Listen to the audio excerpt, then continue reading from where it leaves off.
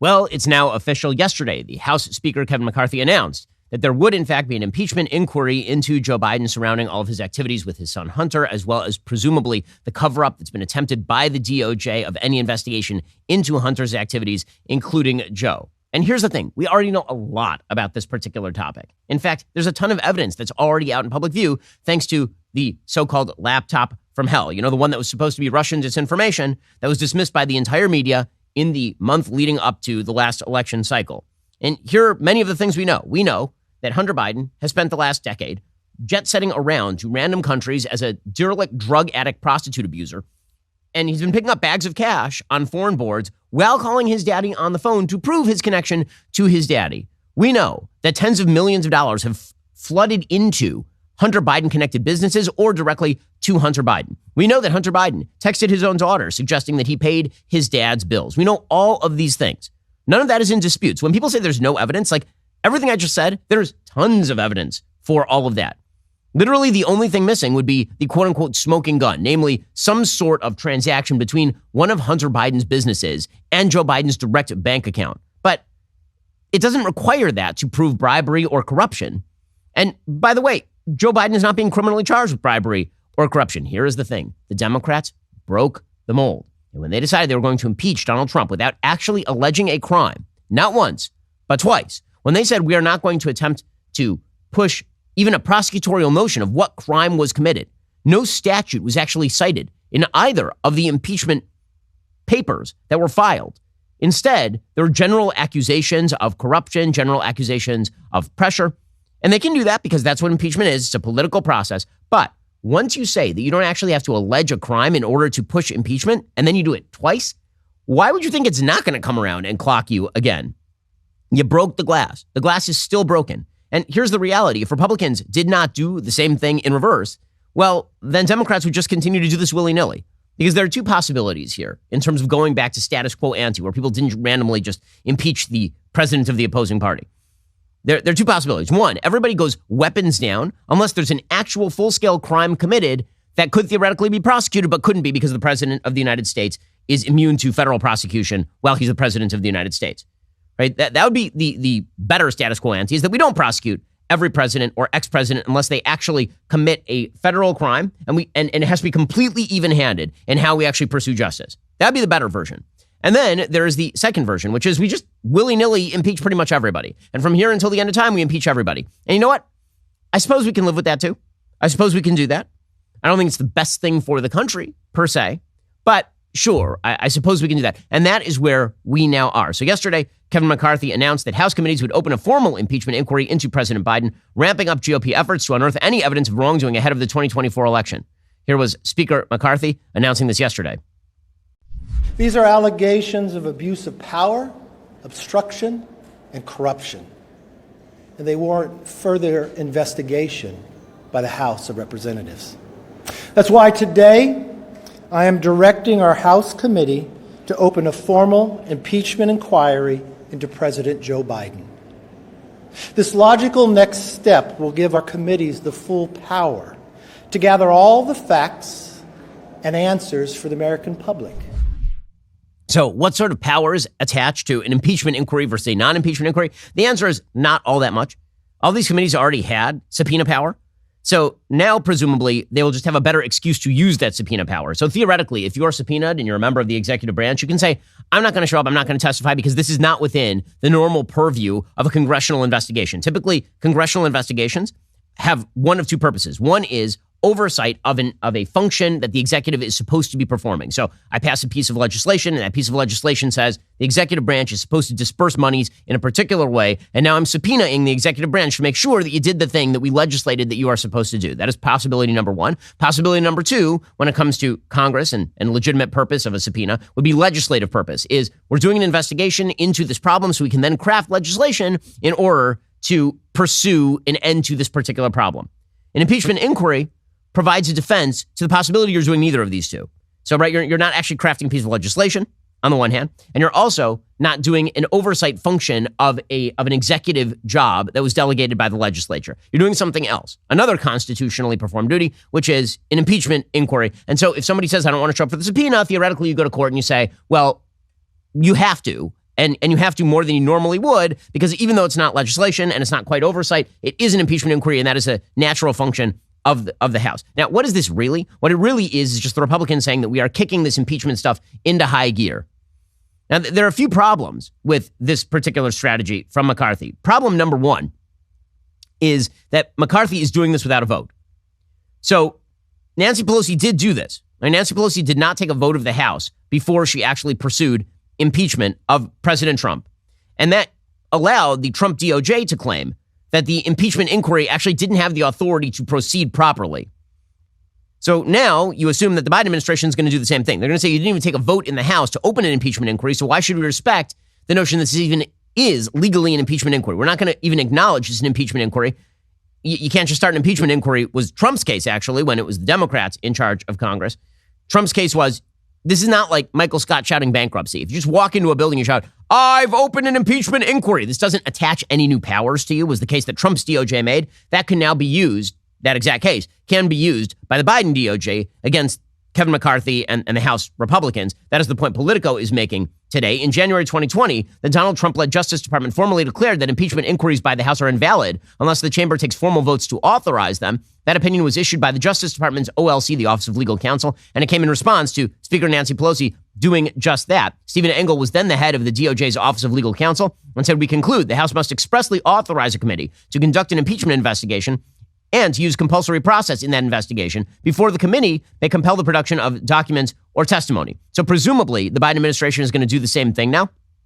McCarthy was asked why he flipped on this, because McCarthy had suggested not all that long ago that, like 11 days ago, that if he was going to move on an impeachment inquiry, then he was going to do so with a House vote. Then he didn't do so with a House vote. He just declared, I've opened an impeachment inquiry. And he was asked about this, and he said, well, you know, what's good for the goose is good for the gander. Nancy Pelosi did that, and now we can do the same thing, which, again, is true, but it does underscore a bit of weakness in this impeachment inquiry, which we'll get to in just 1 second. First, let's talk about the weakness of the American economy right now. We've got new economic numbers coming in. We'll talk about it in a little while. I got to tell you, they are not good. Okay, people are having a hard time figuring out where to put their money. I am. I think pretty much everybody is. You put it in real estate, it looks like the real estate market is cruising for a bruising. You put it in the stock market, it looks like the stock market is overvalued when you look at like price to earnings ratios. So where do you put the money? Well, one thing you could do is take at least some of your money and put it in precious metals as a hedge. Okay, that's just a smart thing that people do. They diversify their asset base. Investors and savers are looking to harness the power of physical gold held in a tax-sheltered IRA. I buy gold from Birch Gold. I trust them to help me diversify my savings. You can protect your IRA or 401k by diversifying with gold from Birch Gold. As the U.S. dollar continues to receive pressure from foreign countries, digital currency, and central banks, it's good to arm yourself with the information that you need to protect your savings. Text BEN to 989898. They'll send you a free information kit on gold with an A+ rating with the Better Business Bureau. Thousands of happy customers, countless 5-star reviews. I trust Birch Gold to help you diversify and go ask all your questions. And then when you feel secure, then start diversifying. It'll be nice to have some gold to depend on in tough times. Again, text BEN to 989898 to get started. Okay, so the failure to launch the impeachment inquiry with a vote, there's something happening there. One of the things that's happening there is that McCarthy may not actually have a majority in the House to open the impeachment inquiry. In other words, he doesn't actually have all of his Republicans on board. Remember, he has an incredibly slim majority in the House of Representatives right now. And all it would require is just a few of these people to drop off, and you don't have a majority at all in support of something like an impeachment inquiry. Again, right now, the constituency is 222 Republicans and 212 Democrats. And you require 218 for the majority. So all he has to do is lose like 5 Republicans, and he doesn't have a majority in support of an impeachment inquiry. So instead, he's doing it without the vote. Well, the problem is that if you don't have support to open an impeachment inquiry, how are you going to actually vote for impeachment? So is he writing a check that he then can't cash? Because an impeachment inquiry that ends with not impeachment looks like an exoneration. If the opposing party opens an impeachment inquiry and then says, well, you know what, forget it. It turns out we just didn't have the goods. That looks terrible for Republicans. So McCarthy is opening an investigation, and it's unclear in which direction this is going to go, which raises the question as to why exactly he is doing that. So one piece of speculation, there's sort of the principled reason, there's the non-principled reason. Both are possibilities. The principled reason to open an impeachment inquiry is because there's actually, as I say, tons of evidence that Joe Biden and Hunter Biden were involved in corrupt bargaining together. That evidence is widespread. It exists. It is out there. You actually don't even need all that many additional facts. And I wonder what they think they're going to discover here that's going to change the math. The only thing I can think that an impeachment inquiry might discover that we don't already know is just the level to which the DOJ was pressuring people like David Weiss to cut a sweetheart deal with Hunter Biden to kill any investigation into Hunter Biden's relationship with his dad financially. And that's the part, that's the other shoe to drop. That presumably is why Kevin McCarthy is talking about not just corruption or abuse of power, but also obstruction of justice. Right? The idea that the DOJ was weaponized on behalf of the Biden family in order to protect Joe from his corrupt relationship with Hunter. And that we might find out in the impeachment inquiry. So the principled reason to open the impeachment inquiry is because you think you're actually going to get more information via the impeachment inquiry than you would otherwise. And then there's the sort of unprincipled reason, and that is McCarthy is under severe fire right now from the Matt Gaetz wing of the party. And again, that wing is really small, just by actual numbers. It is a vast minority of the Republican Party. Matt Gaetz is putting a tremendous amount of pressure on Kevin McCarthy with regard to spending, and he's threatening his speakership right now. And one way, if you're Kevin McCarthy, to avoid that sort of pressure is to go back to the base and say, listen, I don't know what you want from me. I'm giving you what you want. I'm giving you the impeachment inquiry. I'm going after Joe Biden. I'm the one who's pried concessions out of Joe Biden. Who's your alternative? So maybe in response to the pressure, he opens the impeachment inquiry and thus avoids a speakership fight. That's the more cynical reason that you would open an impeachment inquiry without a vote. Here's Matt Gaetz yesterday trying to pressure McCarthy. I rise today to serve notice. Mr. Speaker, you are out of compliance with the agreement that allowed you to assume this role. The path forward for the House of Representatives is to either bring you into immediate total compliance or remove you pursuant to a motion to vacate the chair. Mr. Speaker, you boasted in January that we would use the power of the subpoena and the power of the purse. But here we are, 8 months later, and we haven't even sent the first subpoena to Hunter Biden. That's how you know that the rushed and somewhat rattled performance you just saw from the Speaker isn't real. At this point, during Democrat control over the House of Representatives, they had already brought in Don Jr. 3 times, and we haven't even sent the first subpoena to Hunter Biden. Okay, so again, the cynical reason here is that McCarthy is basically saying that, okay, and so now I'm doing it.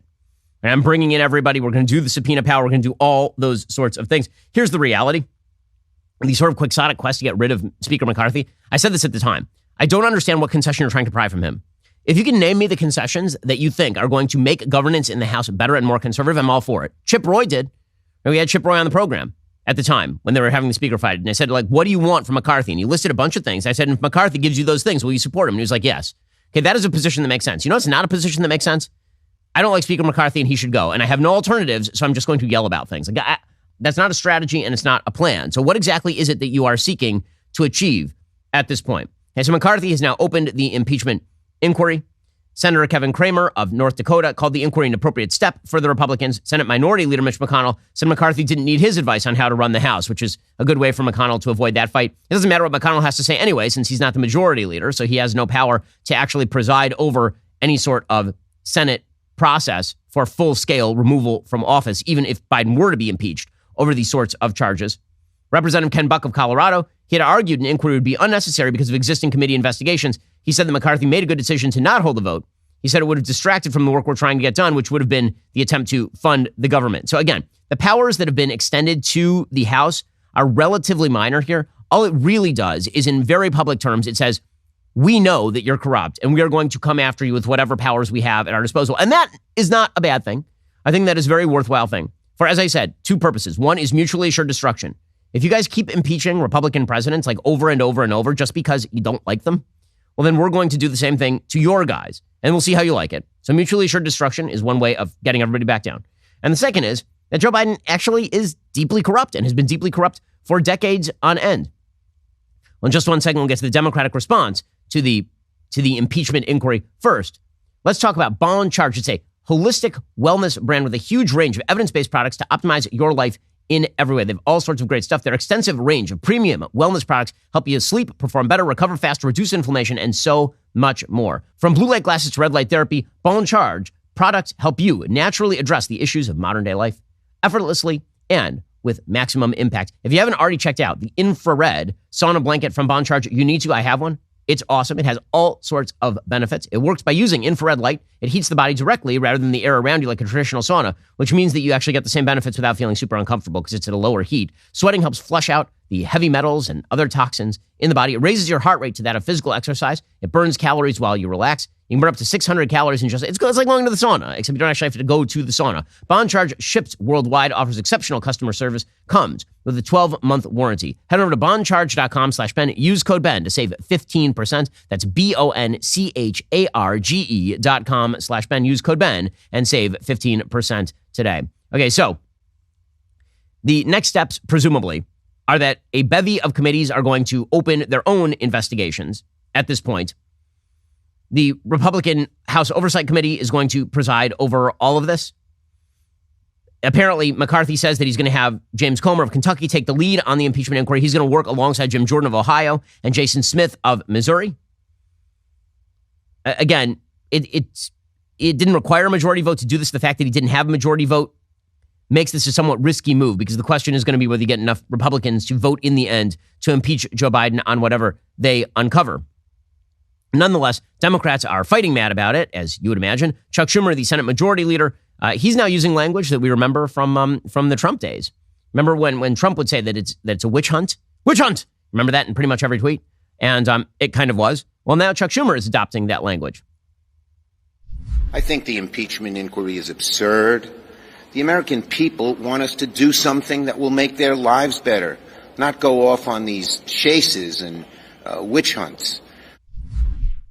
Oh, and I noticed that you dedicated tens of millions of dollars to chases and witch hunts when it was President Trump. Again, turnabout is fair play when it comes to politics. Senator Dick Durbin, I thought, had sort of the quote of the day here. He said, sure, I mean, his behavior is weird and kind of corrupt, but there's nothing here. I mean, come on.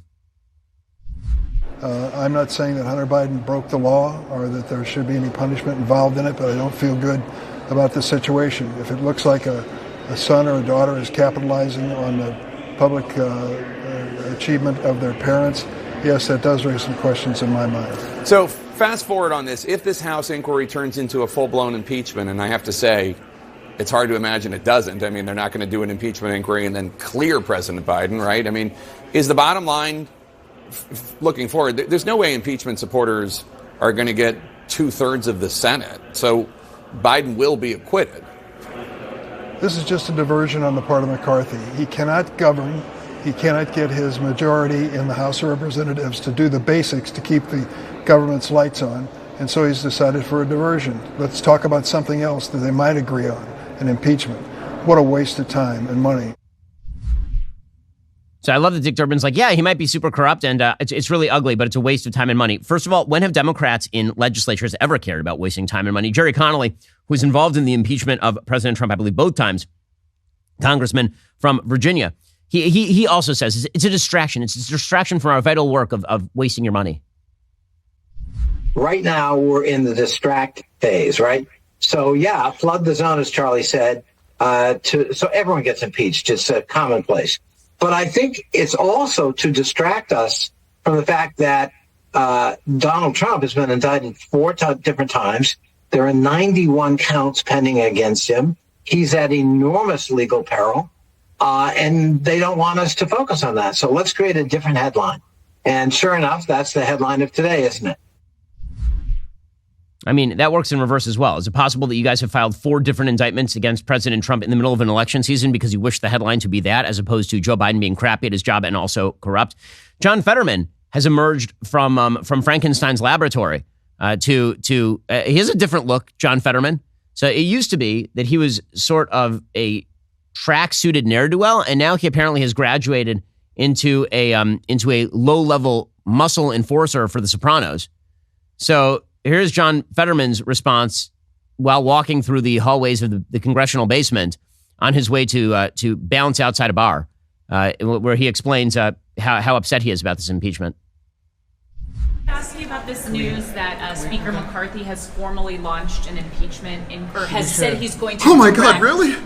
Oh my gosh, it's devastating. Ooh, don't do it. Please don't do it. Oh no. Similarly, his reaction to learning that Scooby-Doo had been moved in its time slot on Cartoon Network. John Fetterman, your senator from Pennsylvania. Well done, America. You guys are doing an amazing, amazing job. So Is there going to be evidence to impeach Joe Biden? Again, the answer is there's already evidence to impeach Joe Biden if you want to.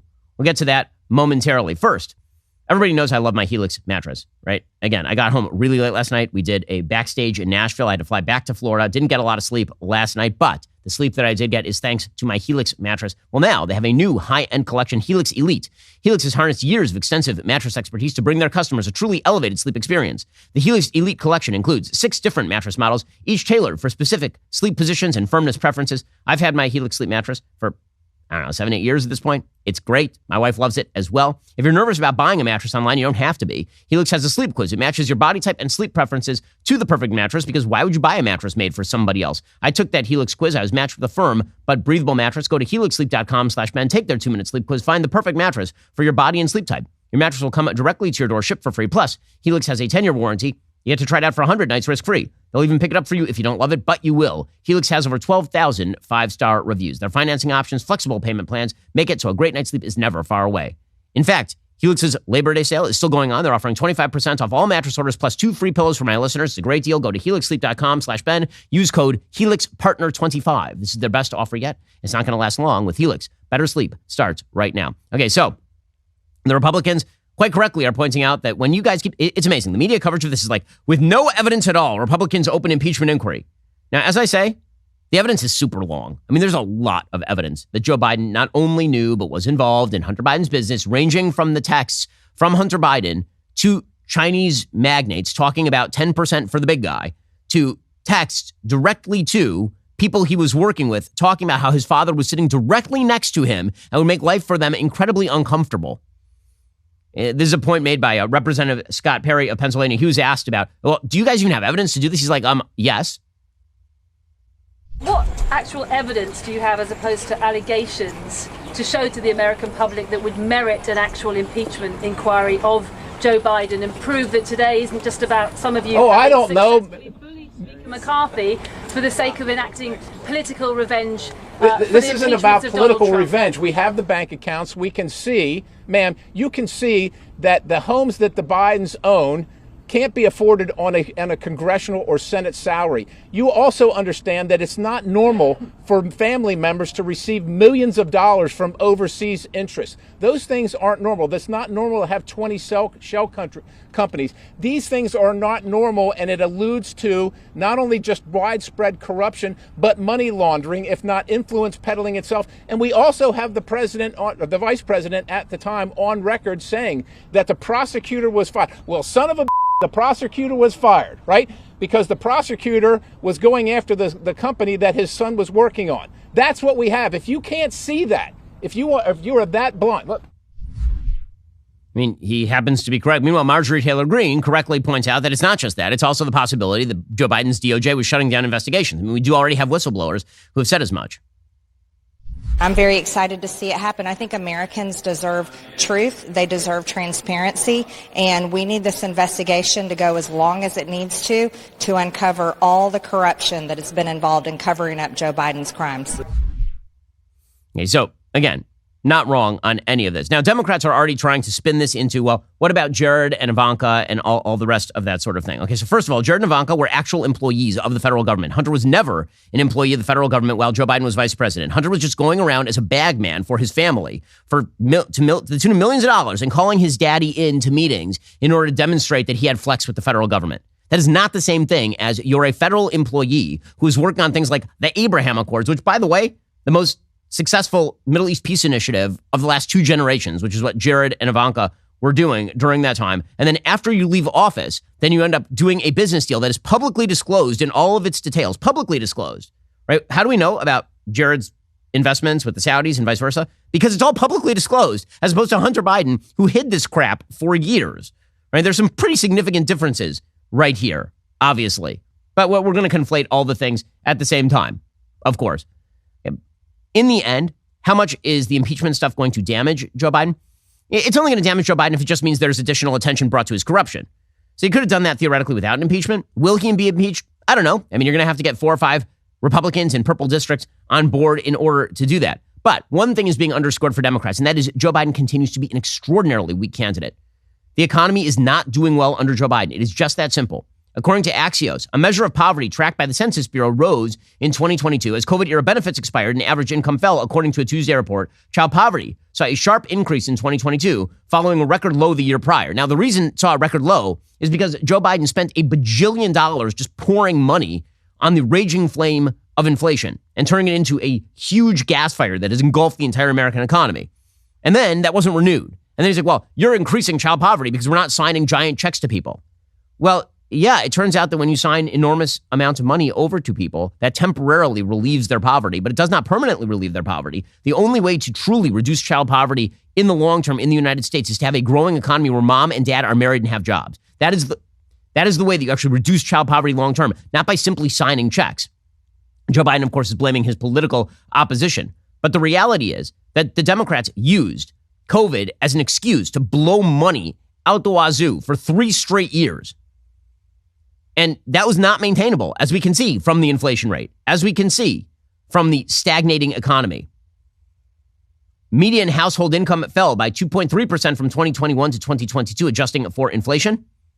Income decreased in white and non-Hispanic white households. It remained similar in Black, Asian, and Hispanic households, and inflation rose 7.8% in 2022 on an annualized basis. By the way, we have new inflation stats out today, and it turns out that the CPI, the Consumer Price Index, climbed 3.7% in the year through August. That was faster than the 3.2% July reading, and even faster than the 3.6% that economists had expected. So, of course, they're blaming this on high gas prices, which means that Joe Biden is going to try to cut some sort of sweetheart deal with the Saudis in order to get them to pump gas again so as to artificially boost his reelect chances. But these are bad numbers. Okay, remember, we're supposed to be seeking 2%. The difference between 2% and 3.7%, we are almost double the expected inflation rate in this country right now. And even a lot of Democrats are starting to look cross-eyed at Joe Biden and say, I don't know why we are running this one. Why? Now, the real reason they're running this one is because they're trying to prevent an internal firefight over Kamala Harris inside the Democratic Party. This is the problem when you pick an affirmative action candidate for VP, as opposed to, the best qualified candidate for, like Joe Biden could have chosen anyone for VP. Kamala Harris did not bring out the black vote. She did not bring out anyone. Kamala Harris is one of the most alienating politicians of our lifetime. If Joe Biden wanted to pick like a qualified VP, he had a bunch of people to choose from. I mean, even on that stage with him when he was running in 2020, there are a bunch of people he easily could have chosen as his VP candidate. Most obviously, somebody like Amy Klobuchar from Minnesota. He decided not to do that. Instead, he went with Kamala Harris, who's off-putting and widely despised. And so they're trying to prevent a firefight from breaking out inside the Democratic Party over Kamala. And so you got to leave the old man in place. But Democrats are starting to say, yeah, but his poll numbers suck. So David Ignatius, Democrat, writing for the Washington Post, has an entire piece today titled President Biden Should Not Run Again in 2024. He says, what I admire most about President Biden is that in a polarized nation, he has governed from the center out, which of course is a joke. He's governed from the left, the hard left.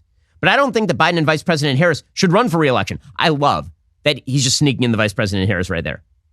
And Vice President Harris, Kamala Harris, she is not 80. Kamala Harris is in the prime of her political life. And they're already like, can we dump her off the side of this ship? Like right now, we'll push the old man. And if she goes, that would also be great. I don't think Biden and Vice President Harris should run for re-election, says David Ignatius. It's painful to say that given my admiration for much of what they've accomplished. But if he and Harris campaign together in 2024, I think Biden risks undoing his greatest achievement, which was stopping Trump. Biden would carry 2 big liabilities into a 2024 campaign. He'd be 82 when he began a second term. That is liability number 1. And liability number 2 is Harris. She has a 39.5% approval rating, according to 538. Harris, says David Ignatius, has many laudable qualities, but the simple fact is she has failed to gain traction in the country or even within her own party. Biden could encourage a more open VP selection process that could produce a stronger running mate. And then I love this. He says, we should start with the mayor of Los Angeles, Karen Bass. Look how the intersectional Democratic Party, they can't get rid of Kamala Harris because they don't have a black woman to back her up. His first move is, what about Karen Bass, who barely beat Rick Caruso, who was a Republican in L.A.? Or Commerce Secretary Gina Raimondo. Yeah, there'd be a charmer. Gina Raimondo, the Commerce Secretary. That would be amazing. Great job. But there's the desperation is starting to set in among the Democrats, which, of course, is why the Democratic Party rigged the primaries in the first place, as RFK Jr. is now pointing out in the Wall Street Journal.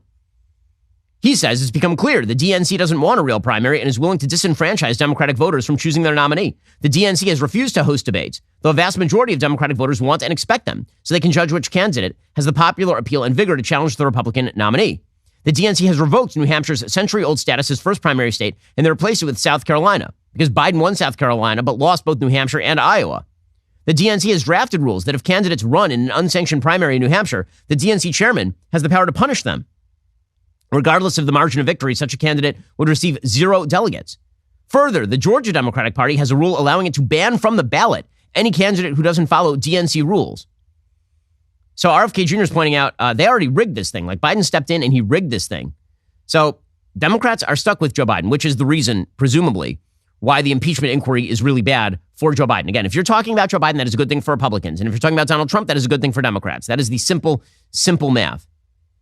And in just one second, we're going to get to Joe Biden's foibles overseas because we are seeing new information about the $6 billion gimme that Biden just signed over to the Iranians, which is the prelude to a broader Iran deal that presumably will give them much, much, much more access to cash so they can pursue their terroristic intent. First, when you're running a business, your employees can create all sorts of fascinating situations, from remote employees and how to hire top talent to improving company culture. This is why you need to talk to Bambi. So when you start a business, you don't think about HR. You don't think about HR right up until the point where you get sued for something and you didn't have proper HR policies, which is why you need to think about it like right now while I'm talking about it. Bambi gives you access to your own dedicated HR manager starting at just $99 per month. This person is available to you by phone, email, and real-time chat. They'll help you run employee onboarding, terminations, and performance reviews. With Bambi's HR Autopilot feature, you can automate important HR practices like setting policies, employee training, and feedback procedures. All of Bambi's HR managers are based in the United States and can support the nuances across all 50 states. HR managers can easily cost $80,000 per year. Bambi starts at just $99 per month. Schedule your free conversation today. See how much Bambi can take off of your plate. Go to Bambi.com right now. Type Ben Shapiro under podcast when you sign up so they know that we sent you. It's spelled BAM, BEE.com, Bambi.com. Type in Ben Shapiro so that they know that we sent you and get started with your HR journey today. Also, despite the lackluster economy, the Daily Wire continues to thrive and grow. We are hiring right now. We're looking for a skilled social video coordinator to join our fast-growing marketing team. As a social video coordinator, you will be responsible for identifying and posting video content on our branded YouTube, Snapchat, and TikTok accounts.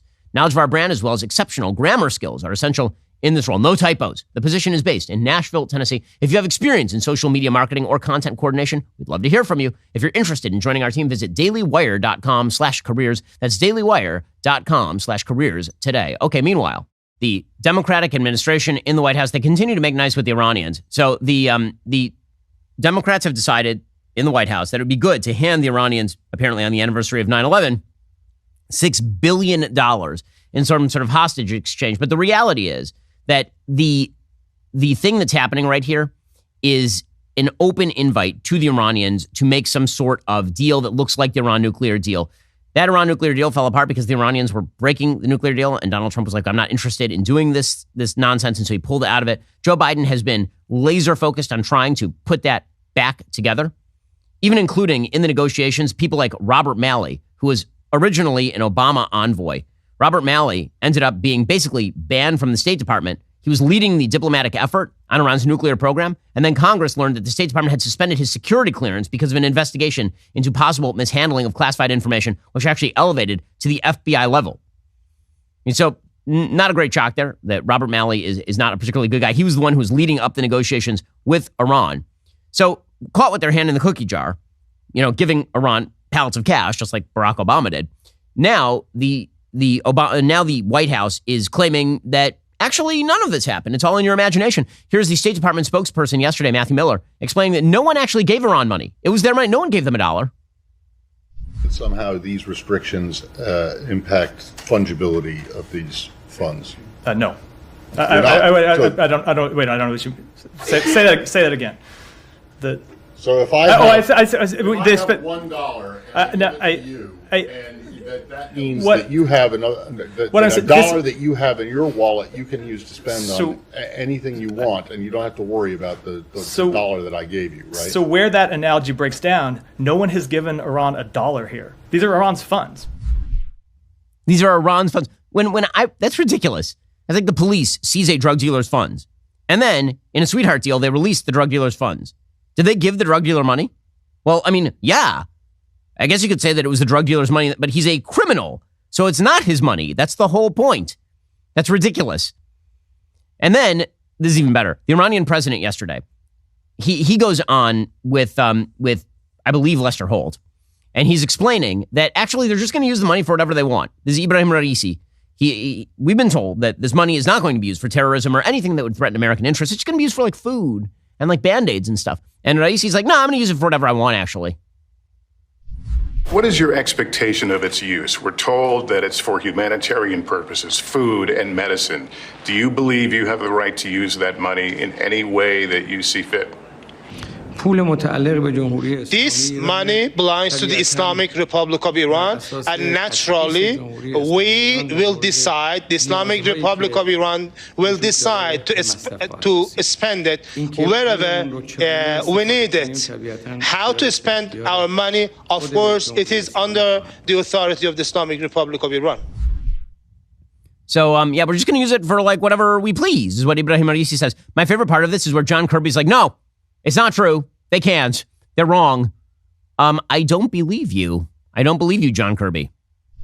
Yeah, John Kirby, I want to get your reaction, the administration's reaction to President Raisi saying that the Iranians will spend the $6 billion, quote, wherever we need it. No, that's not true. The system is set up such that this money, these funds, can only be parceled out for humanitarian purposes, food, medicine, construction of medical facilities or even educational purposes, but that each and every withdrawal is going to go through a series of checks and balances, checks by the Treasury Department, checks by the Qatari National Bank. Oh, the Qatari National Bank. Yes. Very trustworthy. That's going to be and then once it's actually in the Iranian pocket, they're not going. It's so ridiculous. But this administration is ridiculous. Well, one of the key ways that you know that the left has wrong-footed is when they just start lying about what it is they're doing. Right? You point out they're doing it. And they're like, no, we're not doing that. Then you're like, no, you actually are like, yes, of course we are, but it's not bad that we're doing it.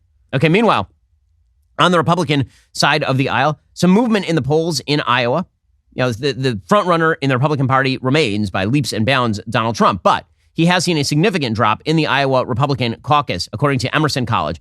Just a few months ago, he was at well over 60% in that poll, in that Emerson College poll. He's down to 49%, which is a drop of 13%. Meanwhile, Governor Ron DeSantis and Mike Pence's numbers also dropped from May. DeSantis' numbers were at 20% in May. They're down to 14%. Pence decreased from 5% to 3%. You've seen some gains for Tim Scott and Nikki Haley and Vivek Ramaswamy, all of them still running well behind Donald Trump, obviously. Ron DeSantis, who remains the national second place kind of runner-up right now by all available poll metrics. He appeared with Norah O'Donnell last night, and he was talking about the age of presidential candidates. Obviously, this doesn't just apply to Joe Biden. It obviously also applies to Donald Trump. Age has become an issue in this presidential contest.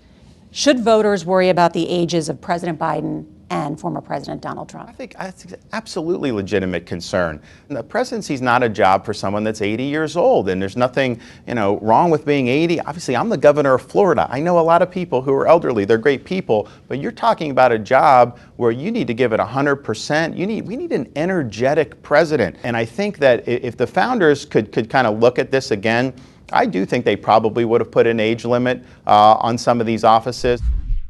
Okay, that all may very well be true. Here's the reality. Inside the Republican Party, there's only one way that someone is going to beat Donald Trump. Okay, and they're going to have to make the following case. Donald Trump lost in 2020, and I will not. That is the only case that you can make. That is the only case that can be made. It's not going to be about age. It's not going to be about temperament, because Republicans very much kind of like Donald Trump's combative temperament and some of the wild stuff on Truth Social. They don't mind it. In fact, they kind of enjoy it. They think it's fun.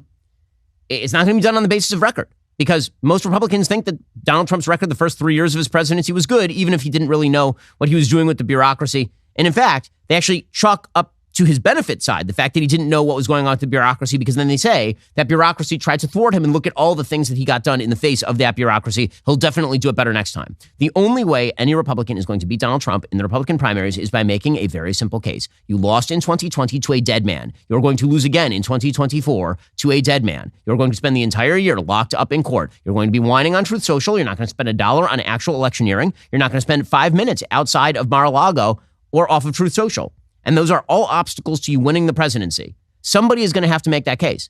The problem is, I think all the Republicans in the race are afraid to make that case, because they're afraid that if they say that Trump lost in 2020, their entire audience is going to disappear. But here's the thing. If Donald Trump won in 2020, of course we should nominate him in 2024. He either won or he lost, right? There's no third possibility. So if he lost in 2020, we should probably run somebody else. because he lost. And if he won in 2020, we should for sure run him because he will win again, right? This is the entire debate. And if no Republican is willing to say the obvious, which is Trump lost in 2020, because if he didn't, he'd be in the White House right now, not signing crappy Iran deals, well then who the hell is going to overtake him in a primary? Meanwhile, I have learned, according to reports from my producers, that something called the Video Music Awards happened last night. The VMAs, this is MTV's VMAs. And it starred such vaunted names as Diddy and Shakira. So apparently we have time travel back to my high school days, which is exciting news. The VMAs haven't really been super duper relevant for a long time, but every so often they just try another shock tactic. So according to my reporters on the ground, Savvy was responsible for this segment. I've been told that basically it was pretty blasé. It had the usual heaping helping of quasi-nudity and all the rest. This was led off by a brand new song from those artists of the spoken word, the Shakespeares of our time. Megan the Stallion, Thee, because you are the stallion. Megan the Stallion. And Cardi B. Two of the great artists. I mean, in the pantheon of the canon. It's going to go like Beethoven, Brahms, Gershwin, John Cage, Cardi B. That's how it's going to go. It's going to be amazing. So they have a new song. Their prior hit was, of course, WAP, which I did a better version of than they did. And their new song is called Bongos. So they've just moved around to the back. So WAP was, of course, about the female genitalia, and Bongos is about the booty. So taking a page from Sexy Red. Now, to be fair, my understanding is that Bongos doesn't directly talk about the anus in the same way that Sexy Red does, which is of benefit to us all. But Bongos is about the butt cheeks, apparently. So we are a nation with deep spiritual value and connection to undying beauty. That is what we are. So their new song, Bongos. They did a version of it at the VMAs. I feel like I can predict where they're going next, right? There are only a few other body parts. So I assume that next is going to be the boobs song, right? Right? They did WAP. They did Bongos. So they have to move to the boobs, I assume, next. So here they were last night. These geniuses of creative enterprise.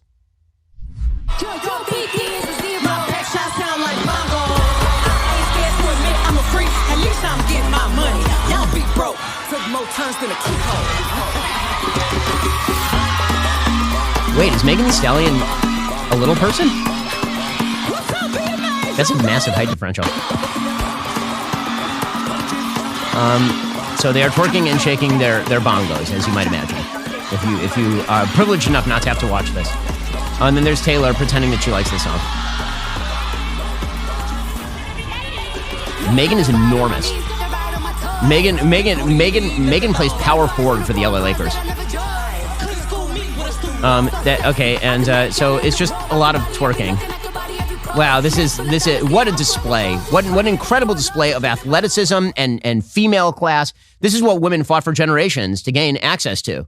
This is women for generations felt as though they were living as though they were under the heel of a patriarchal society, and finally they've achieved the liberty to be actual quasi-prostitutes on screen, which is something they never had before, except for literally all of human history, to shake their bongos for money.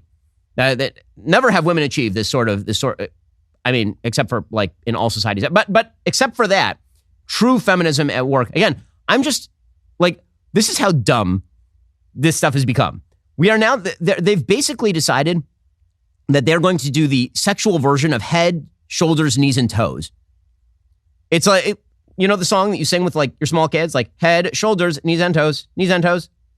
Now, but it's like with bodily orifices, right? So it's like ears, nostrils, mouth, and WAP. Like they're running out of body parts. And so there will come a point where they run out of body cavities and they have to start going to actual internal organs. It's a thing that they're going to end up with, right? They're running out of body cavities to rest in, so now they're going to wrap out your small intestine. That's right. That's the way this is going to go. They're having trouble defining exactly what hot is. I assume they're going to write a song next about their epiglottis. This is where we're going. Okay, folks, we're going to get to songs about the spleen. I'm personally very much looking forward to a song about the liver. I think that the processing of bile requires some sort of extended meditation. from Cardi B and Megan Thee Stallion. So our culture is in the best of hands. Meanwhile, Taylor Swift won Best Pop Award because, it's a year, and this is what happens every year. And she's very grateful to all of her songwriters, all 9,000 of them. Every Taylor Swift. Remember that time when Taylor Swift was a songwriter? Remember that? And she wrote her own songs and her own lyrics. And now she has a team of minions, maybe in India, writing songs for her. And then she has another team of minions, maybe in China, auto-tuning it for her. Taylor Swift may be our first musical AI. I think it's possible. Anyway, here was Taylor Swift, overjoyed at winning yet another VMA, which will immediately go into her garage.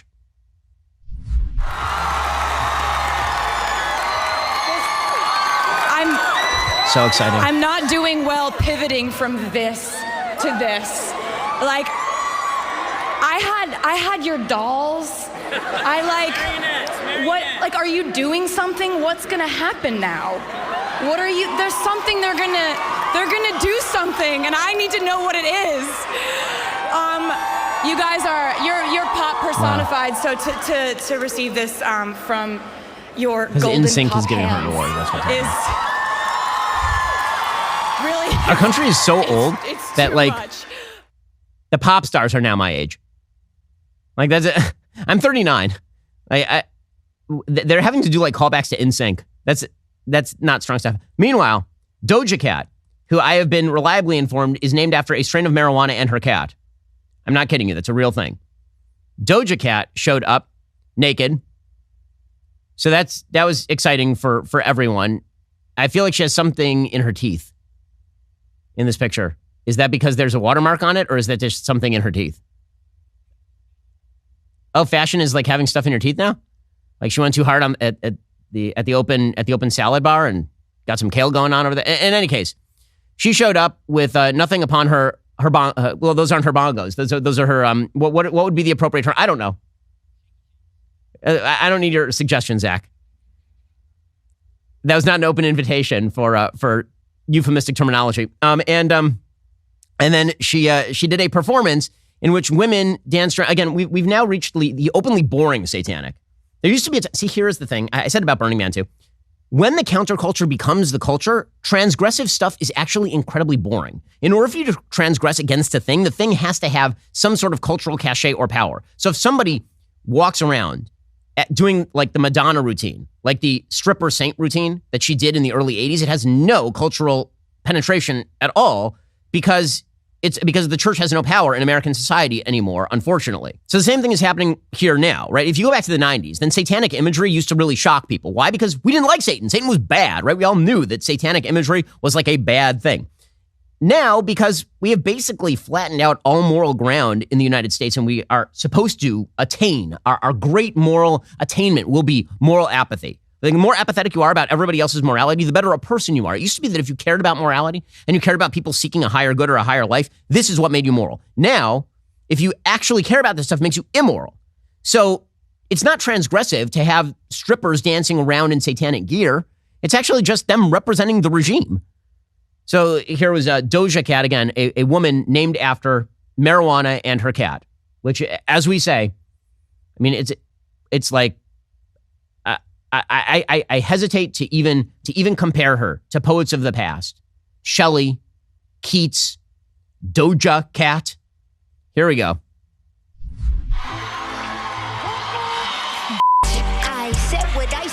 Oh, look, naked people in blood. Wow, that's...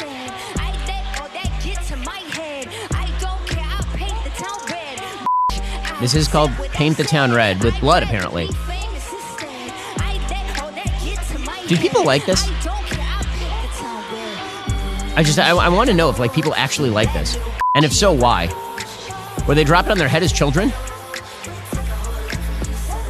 Who's sitting around and ugh, and here's Tay-Tay again pretending that she likes this song. And then you have these creepy children of the corn who have arrived just in time from the latest horror movie to be bloodied up strippers. By the way, can I just say that if this is anyone's fantasy, you need to see a psychiatrist immediately. Yeah.